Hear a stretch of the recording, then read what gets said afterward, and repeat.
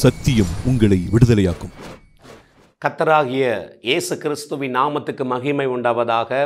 சத்தியம் உங்களை விடுதலையாக்கும் என்ற இந்த நிகழ்ச்சிக்கு உங்கள் அன்போடு கூட வாழ்த்துகிறேன், வரவேற்கிறேன்.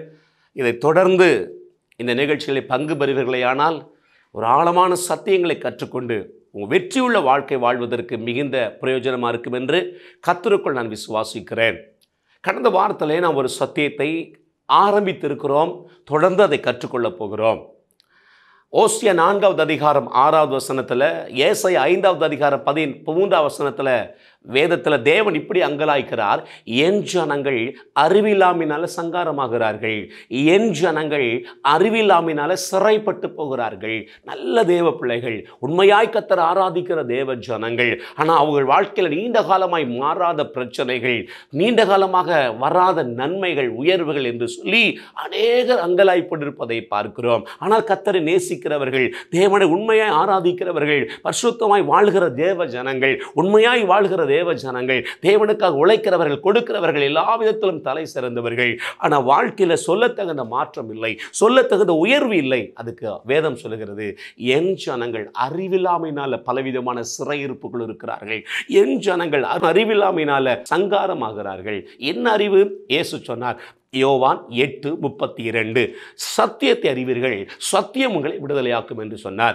சத்தியத்தை அறிகிற அறிவு இல்லாததுனால, அதை அறிந்து வாழ்க்கையில் அபியாசப்படுத்தாததுனால அநேக தேவ பிள்ளைகளின் வாழ்க்கையில் வெற்றியை, ஜெயத்தை, மேன்மையை பார்க்க முடியவில்லை.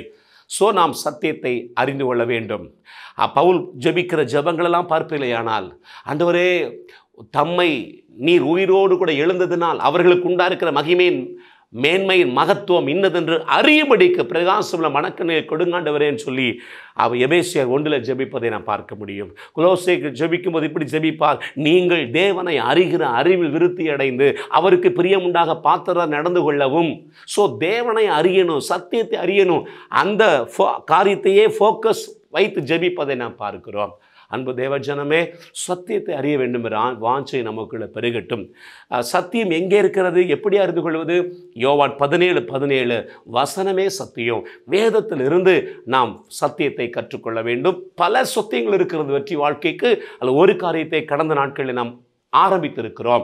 நீதிமொழிகளின் புஸ்தகம் 21வது அதிகாரம் 31வது வசனம், குதிரை யுத்த நாளுக்கென்று ஆயத்தமாக்கப்படும், ஜெயமோ கர்த்தரால் வரும். நாம் அநேக தேவ பிள்ளைகள் ஜெயமோ கர்த்தரால் வரும் என்ற ஒரு பகுதியை பிடித்து கொண்டு ஜெபிக்கிறார்கள். ஜெபிப்பது தவறு என்று சொல்லவில்லை, ஆனால் அந்த வசனத்துடைய முழுமை அது அல்ல. குதிரையானது என்றைக்கு யுத்த குதிரையாக மாறுகிறதோ அப்பொழுதுதான் ஜெயம் கிடைக்கும். வெறுமனே ஜெயம் அல்ல, யுத்த குதிரையாக மாற வேண்டும். அப்போ யுத்த குதிரை எதை, யாரை அடையாளப்படுத்துகிறது என்றால், சகரியா 10வது அதிகாரம் 3வது வசனத்தில் வாசிக்கிறோம், யூதா வம்சத்தாராகிய தமது ஜனத்தை, தமது மந்தையை அவர் யுத்தத்திலே சிறந்த குதிரையாக நிறுத்துவார். தேவனால் தெரிந்து கொள்ளப்பட்ட யூத ஜனங்களை யுத்த குதிரையாக மாற்றுவேன் என்று சொல்லுகிறார். இன்றைக்கு நீங்களும் நானும் ஆவிக்குரிய யூதா கோத்திரமாக இருக்கிறோம். தேவன் நம்மை தேர்ந்தெடுத்திருக்கிறார், தேவன் நம்மை முன்குறித்திருக்கிறார். ஆகவே நாம் யுத்த குதிரையாக மாற வேண்டும் என்று கர்த்தர் விரும்புகிறார். யுத்த குதிரையாக மாற மாற நம்முடைய வாழ்க்கையின் எல்லா பகுதிகளிலும் ஒரு வெற்றியை, ஒரு ஜெயத்தை, ஒரு மேன்மை நிச்சயம் நாம் காண்போம், பெற்றுக்கொள்வோம். ஊழியம் செழிக்கும், குடும்பம் செழிக்கும், பிள்ளைகள் வாழ்க்கை செழிப்பாய் மாறும். கிருபைகள், வல்லமை, வரங்கள் தானா வெளியரங்கமாகும். எப்ப தெரியுமா? யுத்த குதிரையாக மாற வேண்டும். யுத்த குதிரையாக மாற மாறதான் வாழ்க்கையில் எல்லா தோல்விகளும் ஜெயமாய் மாறும். பள்ளங்கள் நிரப்பப்படும், கோணலானவைகள் சுவையாகும், கரடு முரடானவைகள் சமமாகும். ஒரு வெற்றியுள்ள, ஒரு ஜெயமுள்ள, ஒரு கனி நிறைந்த, ஒரு மேன்மையான, மகிமையான வாழ்வை நாம் வாழ முடியும். ஆகவே நம் ஒவ்வொருவருக்குள்ளும் நான் ஒரு யுத்த குதிரையாக மாற வேண்டும் என்ற தாகம் நமக்கு உண்டாகட்டும். கடந்த வாரத்தில் யுத்த குதிரை என்றால் அதன் தன்மைகள் என்ன, யுத்த குதிரை என்றால் அது எப்படிப்பட்டதாக இருக்கும் என்று சொல்லி நாம் யோபின் புஸ்தகம் 39வது அதிகாரம் 19லிருந்து கற்றுக்கொள்ளப் போகிறோம். அந்த 19வது வசனத்தின் ஒரு பகுதியை நாம் தியானித்தோம். வேதத்தை வாசிக்கிறோம், குதிரைக்கு நீ வீரியத்தை வைத்தாயோ. யுத்த குதிரையுடைய முதல் தன்மை என்ன அப்படின்னா, அது வீரியம் உள்ளது, அதாவது அது பலன் உள்ளது, ஸ்ட்ரென்த். பார்வன் ரதத்தில் பூட்டப்பட்டிருக்கிற குதிரைகள் பியூட்டிஃபுல்லாக இருக்கும். சவாரி செய்வதற்கான குதிரைகள் நார்மலாக இருக்கும். ஆனால் யுத்த குதிரைகள் பார்க்க பியூட்டிஃபுல்லாக இருக்காது. ஆனால் சதைகள், எலும்புகள், நரம்புகள் முறுக்கு ஏறி இரும்பு போல அது மிகுந்த பலன் உள்ளதாக இருக்கும். அது எதற்கும் பயப்படாது. அது முன்னேறி சென்று கொண்டே இருக்கும். அது பலசாலியாக இருக்கும். யுத்த குதிரைக்குள்ள வீரியம் இருக்கும். யுத்த குதிரைக்குள் பலன் இருக்கும். அப்படியானால் நமக்குள்ள வீரியம் வேணும், நமக்குள்ள பலன் வேணும். எதுல வீரியம் வேண்டும், எதுல பலன் வேண்டும்? போன வாரம் ஆரம்பித்தேன். எபேசியர் 3:16 வாசிக்கிறோம், நீங்கள் அவருடைய ஆவியினாலே உள்ளான மனுஷனில் வல்லமையாய் பலப்பட வேண்டுகிறேன். உள்ளான மனுஷன்ல வீரியம் வேணும், உள்ளான மனுஷன்ல பலன் வேணும். பவுல் சொல்லுகிறான், எங்களுடைய போராயுதங்கள் மாம்சத்துக்கு ஏற்றவைகளாக இராமல் அரண்களை நிர்மூலமாக்குகிறதற்கு தேவ பலம் உள்ளவைகளாக இருக்கிறது. எங்களுக்குள்ள காட் ஸ்ட்ரென்த் அதிகமாக இருக்குது. அதாவது நாங்கள் யுத்த குதிரையாக இருக்கிறோம் என்று சொல்லுகிறான். உண்மையிலே பலன் கொள்கிற மனுஷன், தன் இருதயத்திலே செவ்வையான வழிகளை கொண்டிருக்கிற மனுஷன் பாக்கியவான். அவர்கள் அழுகையின் பள்ளத்தாக்கை உருவ நடந்து அதை நீரூற்றாக்கிக் கொள்வார்கள். பலன் இருக்குமானால் அழுகையின் பள்ளத்தாக்கை கண்டு சிரிப்பார்கள்.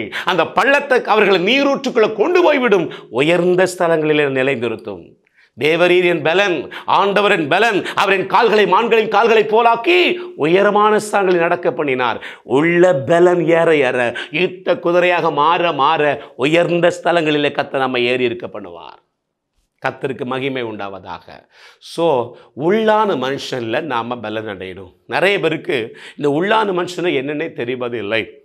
ஆண்டவர் மனிதனை மண்ணினாலே படைத்தார் என்று ஒரு வசனம் சொல்லுகிறது. ஆனால் ஓவரால் பைபிளை நீங்கள் பார்ப்பீங்கன்னா மண்ணினால மனிதனை தேவன் படைக்கவில்லை.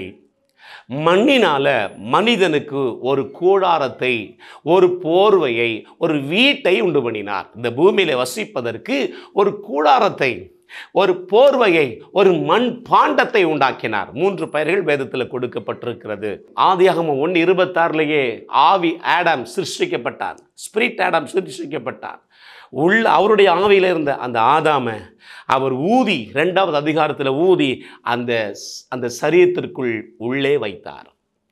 இப்போ ஆவி உள்ளே பிரவேசித்த உடனே ஆத்துமா என்று ஒன்று சேர்ந்து மனிதன் உயிர் பெற்று எழும்பினான். அப்படியானால் நம்மை பற்றிய பிரமாணம் வேதம் சொல்லுகிறது, மனிதன் ஆவியாக இருக்கிறான், அவன் ஆத்துமாவை உடையவனாக இருக்கிறான், சரீரமாக வீட்டுக்குள் கூடாரத்துக்குள் வசித்து கொண்டிருக்கிறான். இந்த சரீரம் மனிதன் அல்ல. மனிதன் வாழ்வதற்கு கொடுக்கப்பட்ட கூடாரம். நெல்லுக்கு மேலே உமி இருப்பதை போல இந்த சரீரம் உமிக்கு ஒப்பானது. உள்ள அரிசி இருக்கிறத பார்க்கலாம், ஆனால் ஆவியை ஆத்துமாவை பார்க்க முடியாது. இந்த ஆவியையும் ஆத்துமாவையும் தான் வேதம் சொல்லுகிறது. உள்ளான மனிதன், மறைந்திருக்கிற மனிதன், ஆவி மனிதன், உள்ளான மனிதன், மறைந்திருக்கிற மனிதன், spirit man, hidden man, inner man என்று வேதம் அழைக்கிறது. மறுபடியும் சொல்லுகிறேன், தேவன் தம்முடைய சாயலாகவே மனிதனை உண்டாக்கினார். தேவன் அவரை போலவே மனிதனை உண்டாக்கினார். தேவன் எப்படி இருக்கிறார்? யோவான் 4:24 தேவன் ஆவியாக இருக்கிறார். அவர் God is a spirit God. அவரும் ஆவியாக இருக்கிறார். அவரை போல மனிதனும் ஆவியாக சிருஷ்டித்தார். மனிதன் ஆவியாக இருக்கிறான், அவனுக்கு ஆத்துமா என்று ஒன்று இருக்கிறது. ஆவி தேவனை அறிந்து கொள்ள, ஆத்துமா உலகத்தை அறிந்து கொள்ள, சரீரம் உலகத்தோடு தொடர்பு கொள்ள. அந்த சப்ஜெக்டுக்குள்ளே வர வேண்டாம். ஆவியும் ஆத்துமாவையும் நம்முடைய சரீரத்துக்குள்ளே வைத்திருக்கிறார். பார்த்தீங்களா? அந்த ஆவியும் ஆத்துமாவையும் சேர்த்து தான் வேதம் சொல்லுகிறது மறைந்திருக்கிற மனிதன், உள்ளான மனிதன், ஆவி மனிதன் என்று வேதம் அழைக்கிறது. இந்த உள்ளான மனிதன்ல நம்ம வீரியம் அதிகரிக்கணும், பலன் அதிகரிக்கணும். உள்ள பலன் அதிகரிக்க அதிகரிக்க அதிகரிக்க, உள்ள வீரியம் அதிகரிக்க அதிகரிக்க அதிகரிக்க நாம் யுத்த குதிரையாக மாறுகிறோம்.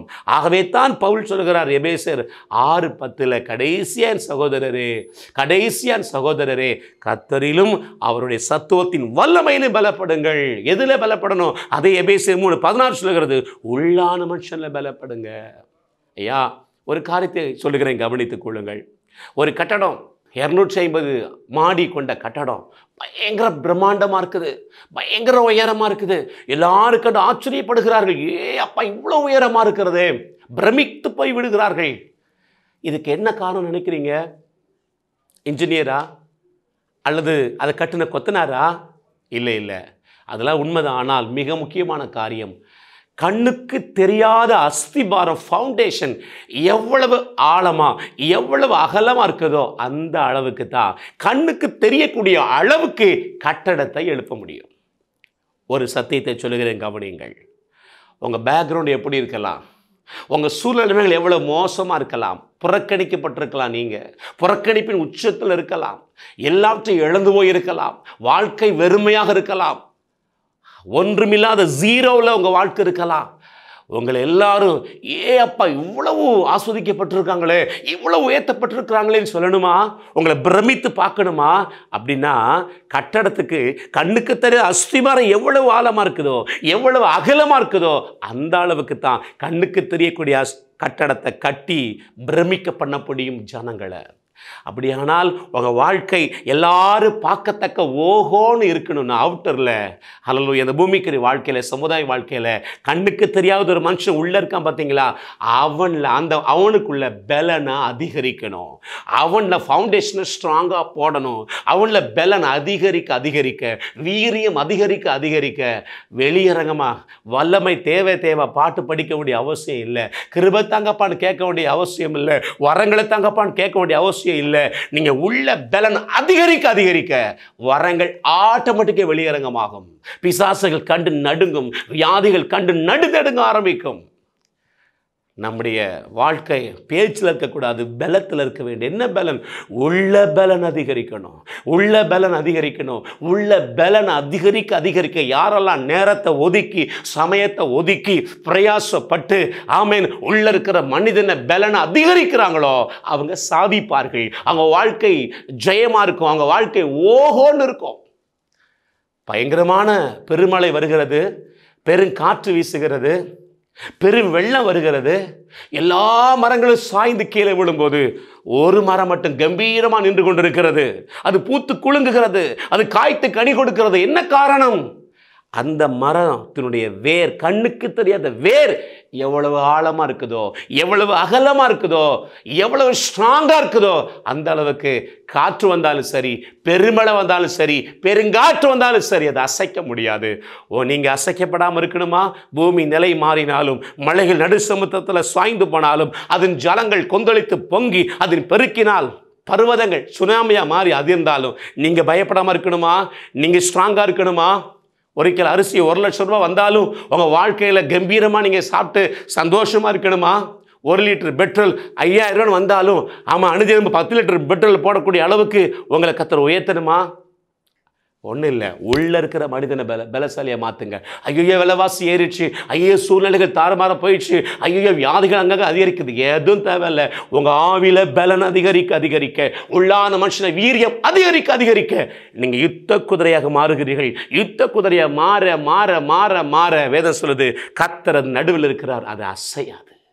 கட்டடம் ஸ்ட்ராங்காக இருக்கும், மரம் ஸ்ட்ராங்காக இருக்கும், அது பூத்து குலுங்கும், அதை யாரும் தடுக்க முடியாது. உங்கள் உயர்வை, உங்கள் வல்லமை, வரங்களை எந்த மனுஷனும் தடுக்க முடியாது. ஜெபிப்போமா? அடுத்த வாரம் உள்ளான மனுஷனில் பலனடை என்ன செய்யணும் என்பதை ஒவ்வொன்றாக நாம் தியானிக்க போகிறோம். ஜெபிக்கலாம். கிருபை நிறைந்த அன்பு பிதாவே, கர்த்தராகிய இயேசுவின் நாமத்தில் உம்மை துதிக்கிறேன்ப்பா. எங்கள் ஒவ்வொருவரையும், உங்களுடைய பிள்ளைகள் ஒவ்வொருவரையும் யுத்த குதிரையாக மாற்ற விரும்புகிறீர். யுத்தத்திலே சிறந்த குதிரையாக மாற்ற விரும்புகிறீர். யுத்த குதிரையாய் மாறி எல்லா பகுதிகளிலும் ஜெயத்தை கொடுக்க விரும்புகிறீர். யுத்த குதிரையின் தன்மை ஆண்டவர் வீரியம் உள்ளது என்று தியானித்தோம். ஆண்டவரே, ஒவ்வொரு உள்ளான மனிதன் வல்லமையாய் பலப்பட, நேரத்தை சமைத்து ஒதுக்கி உள்ளான மனுஷனை பலனை அதிகரிக்க ஆசையை கொடுங்கப்பா, வாஞ்சியை கொடுங்கப்பா. ஆண்டவர் எங்கள் நாம மகிமைப்படட்டு, தொடர்ந்து கற்றுக் கொடுப்பீராக. இயேசு கிறிஸ்துவின் நாமத்தில் பிதாவே, ஆமென் ஆமென். God bless you. கர்த்தர் உங்களை ஆசீர்வதிப்பாராக. அடுத்த நிகழ்ச்சியிலே சந்திப்போம். Pastor S. ராஜேஷ், இயேசுவின் இரத்தக்கோட்டை, நல்ல சமாரியன் ஐக்கிய ஊழியங்கள், 15/272/1, பெரிய செல்வம் நகர், தாளமுத்து நகர் பகுதி, சிலுவைப்பட்டி, தூத்துக்குடி.